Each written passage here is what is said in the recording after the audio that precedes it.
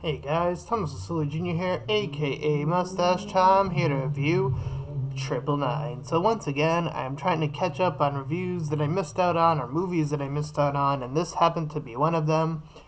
This cover looked pretty interesting, and the movie looked pretty interesting from what I could see from it. I actually didn't see too many promotions for this movie, so I didn't know what I was getting coming in. And at the end, I was actually pretty impressed here. So this movie follows this group that is going in to do this bank job, and they're very professional in their field, I guess. As we learn later, they are cops or military, former military, I should say. And they get in, they get out, and of course the cops are going to be on their trail, as well as other individuals. So we follow this movie and we follow different characters as they sort of go in and out, which is an interesting way of presenting this movie.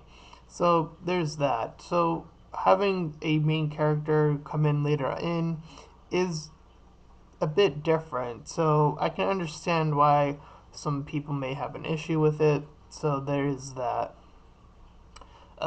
We got pretty good actors here. Some of them bite the dust earlier than I wish they could have, but that's just how the cookie crumbles sometimes, I guess. So they get punished from this other group, I guess, that's like kidnapped the leader's son or something along those lines. I, it's not really made sure why. I think it was never really made sure why they were doing this until like later on.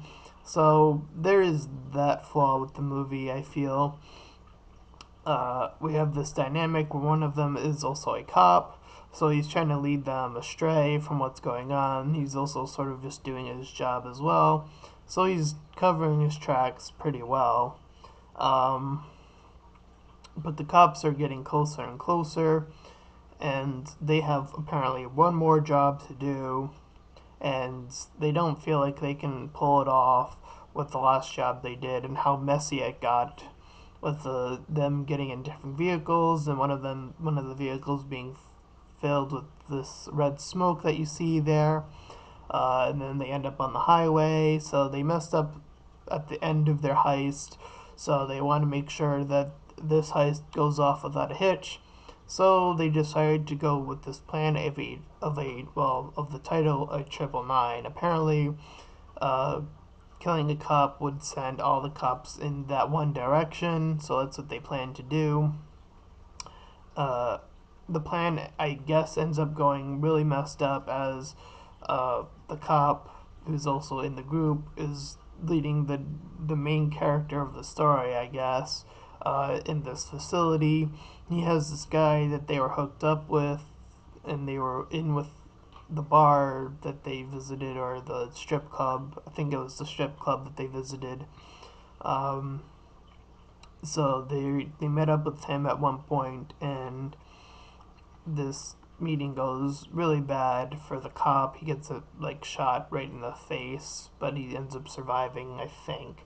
Um, and the other guy gets shot, of course, and the main cop just sort of does the 999 call, and the others know about this. They hear it over the radio, so they think that it's safe to go in. They do their thing. Uh, Most of the cops do converge on that location, but two of them do go off into that direction, and it does happen that when they came out, that there actually were guys already set up there for some reason. That was a bit unclear, so there is that.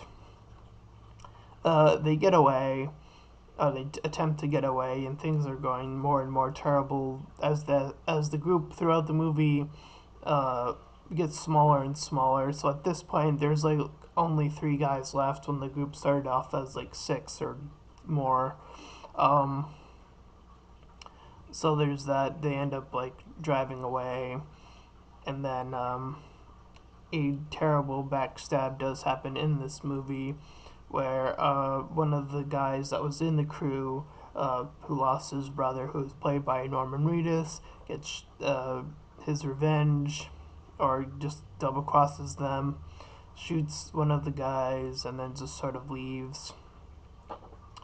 Um, and the group just sort of falls apart on itself, really. I mean, you have sort of the main leader of this Triple Nine group, who's doing this for his son. He gets duped into this by this business lady. He's got him in this like hold with these other guys who are holding guns. Um, he has this gift with him, and then they take the gift, and then it ends up being a bomb. So they end up getting blown to bits while he gets to almost drive away. As soon as he gets driven away, he gets stopped by this other guy who also happens to be a cop or some sort of agent of some sort. Stops him, sees that he has all the money. This cop shoots him and then takes all the money and just sort of leaves. And then there's really no one left of the group except this one guy now because the other one's in the hospital already. So the main cop gets signaled in to this while he's with this cop who's trying to end the guy who's in the hospital, and thus uh, he's like talking to him, and then they part ways. And this other police guy who's sort of on their trail for the longest time, who had this little team, is already in the other car with the other cop, and then ends up shooting him. They end up shooting each other, but the guy on the back ends up prevailing. So the cops, I guess, win the day, but there's a bit of a casualty at the end almost, and then they call in another 999, and that's just how the movie ends. So it's a pretty solid movie. I really enjoyed it. There are a few flaws with the story and how things sort of fall into place in certain areas. The acting was really solid. I really enjoyed that. I like this whole dynamic of following different characters from time to time. So yeah, I'd give this movie a 7 out of 10. I enjoyed it. It was a pretty enjoyable film.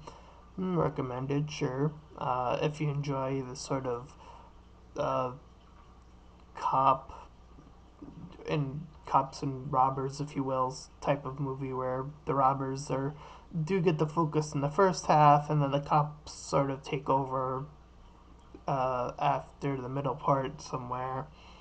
And with that being said, this has been Thomas Cecily Jr., aka Mustache Tom, and I'll see you guys next time.